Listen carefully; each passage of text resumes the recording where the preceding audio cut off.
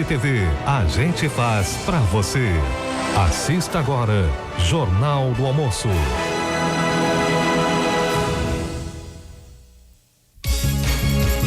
Jornal do Almoço. Oferecimento, Lojas Quero Quero. Tudo para um Natal tamanho família.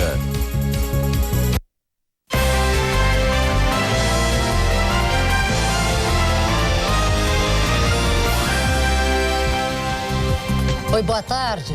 Enquanto milhares de mulheres esperam na fila por uma mamografia aqui no estado e em um hospital da região metropolitana, muitas não aparecem para fazer o exame, mais da metade nem para buscar o resultado. A forte chuva desta manhã no noroeste do estado provocou estragos e alagamentos em Santa Rosa, onde a água tomou conta de casas e ruas. Carreira, o universo feminino e música. Não perca um bate-papo com a atriz Marisa Hort. Eu, daqui a pouquinho, no seu Jornal do Almoço. Assiste lá.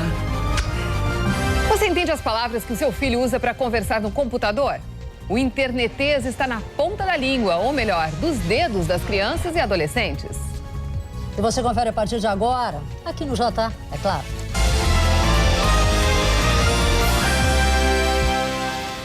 E a gente começa o Jornal do Almoço falando sobre o retorno da chuva. Mal deu tempo das famílias atingidas pelos temporais da semana passada se recuperarem e a instabilidade voltou ao estado. A boa notícia, Luísa, é que pelo menos não há previsão de temporais. Cristina, por enquanto não há nem registro e nem previsão de fortes temporais. Mas claro que em pontos bem isolados pode chover um pouco mais forte, junto com algumas rajadas de vento e trovoadas. Foi o que aconteceu em Santa Rosa. Nesta manhã, a chuva carregada pelo vento provocou destruição e alagamentos. Neste condomínio, a força da água derrubou um muro de quase 2 metros de altura. Neste outro local, uma cachoeira se formou na rua. Em um dos bairros, bueiros não deram contra a evasão e a água invadiu casas. E infelizmente nas próximas horas pode chover mais em Santa Rosa e em grande parte do Rio Grande do Sul. Em seguida eu volto com mais informações, Rosane. Tá certo, Luiz. Infelizmente, né? Porque a situação é bastante complicada aí para essa gente que está enfrentando essa chuvarada toda. E agora vamos falar de mulheres, ou melhor, na forma como o universo feminino é retratado na publicidade. Esse foi o tema da abertura da Semana de Comunicação da ARP, Associação Rio Grandense de Propaganda. Foi ontem à noite na capital. Entre as convidadas, a estrela Marisa Hort. Pois é, o Fernando Becker esteve agora há pouco no estádio Beira-Rio e tem mais informações do Internacional. Vamos ver. Os jogadores se reapresentaram hoje pela manhã e eles trabalharam divididos em 2 grupos. Quem não enfrentou o Barueri começou a treinar mais cedo e aqueles que entraram em campo no fim de semana, um pouquinho mais tarde. O argentino D'Alessandro cumpriu suspensão e volta contra o Santos. O Grêmio joga no fim de semana, no sábado, contra o Cruzeiro lá em Belo Horizonte. A equipe do Grêmio, que não tem mais chances no Campeonato Brasileiro, já pensa na próxima temporada e tenta segurar o técnico Paulo Autuori, que teria proposta para voltar ao Catar, do Al Rayyan, para ganhar R$700 mil por mês. Tá boa essa grana pra você? Boa, pode aguentar aquele calor de 40 graus que faz o Catar, né? Mas para ganhar 700, passa É calor, verdade. Né? Liga o ar-condicionado e deu, né? É isso aí, mas não na hora do treino. Na hora do treino vai ter que enfrentar. Nós temos um intervalo agora, daqui a pouco no Jota, o internetês. É tanta palavra nova no jeito de se comunicar que a gente fica se perguntando, será um prejuízo para a língua culta? E um treinamento para ensinar crianças a não sofrer choques elétricos. Confira, a gente volta em seguidinha.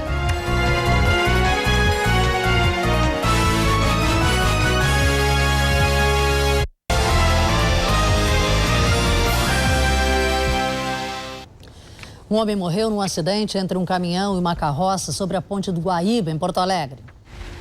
O acidente foi a poucos metros do vão móvel da ponte na saída da capital. Por volta da 1h30 da madrugada, esse caminhão atingiu a traseira da carroça que estava carregada com materiais para reciclagem. O condutor da carroça morreu na hora. Esse jovem pegou carona com o carroceiro em direção à Ilha do Pavão, mas não se feriu. Foi muito rápido que não deu nem para ver, né? O caminhão transpassando do outro ali, o cavalo é assustado também. E o caminhão acabou dando no meio da carroça, né? O motorista do caminhão disse à polícia que avistou a carroça, mas que mesmo em baixa velocidade não conseguiu evitar o acidente. Não deu para tirar para lá. Tiro para lá causa um acidente pior ainda, né? Investigação de piratas virtuais, de contrabando de madeira, de milícia. São destaques no jornal hoje desta terça-feira. Vamos à redação em São Paulo conversar com a Sandra Nemberg. Sandra, infelizmente uma variedade muito grande aí de crimes. Boa tarde. Boa tarde, Rosane. É para variar, né? Bom, esses crimes aconteceram lá no Maranhão e a gente vai acompanhar uma investigação que desvendou um esquema de contrabando de madeira que pode ter desviado R$500 bilhão. E agora voltamos a falar das aposentadorias. De um lado, o governo que garante não ter como pagar reajustes de acordo com o salário mínimo. Do outro, os aposentados que vivem apertados ou muitas vezes apenas sobrevivem com o que ganham. Vamos a Brasília. Ana Amélia Lemos, será que vem aí alguma novidade boa por parte do governo até o final do ano? Boa tarde. Boa tarde, Rosane. Olha, a gente acredita mesmo que água mole em pedra dura tanto bate até que fura, pois a gente não tem saído desse assunto ao longo dos últimos dias. E é necessário mesmo, porque afinal são milhares de famílias que dependem e esperam que haja uma justiça maior na questão relacionada ao reajuste dos aposentados do Regime Geral de Previdência Social. Pois hoje à tarde, às 18 horas, enfim, deverá sair a tal reunião do presidente Lula com 3 ministros. O ministro da Previdência Social, o ministro também da Articulação Política e o ministro Luiz Dulce. E isso juntando também o líder do governo na Câmara, tem um mosquinho aqui, uma mosquinha me atrapalhando, mas não adianta, vou falar ainda disso. O líder do governo na Câmara, o Henrique Fontana, e também ainda o Pepe Vargas, que é o relator do fim do fator previdenciário. Hoje pela manhã, 2 pessoas foram presas e mais telhas foram apreendidas em uma fábrica de Gravataí. Que absurdo, né, Lazia? É o fim, né? Imagine, um tenente-coronel da reserva da brigada como intermediário, venda de telhas, precisando desviar telhas, será que para viver?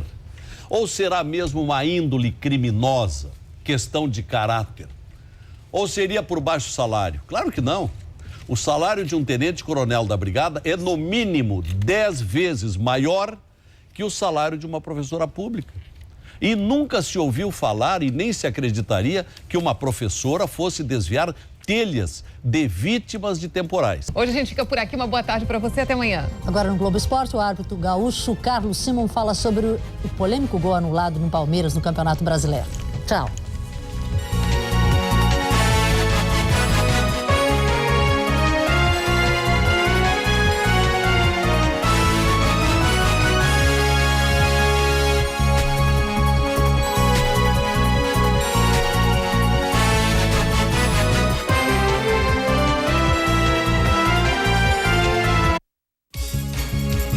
Jornal do Almoço. Oferecimento: Lojas Quero Quero. Tudo para um Natal tamanho família.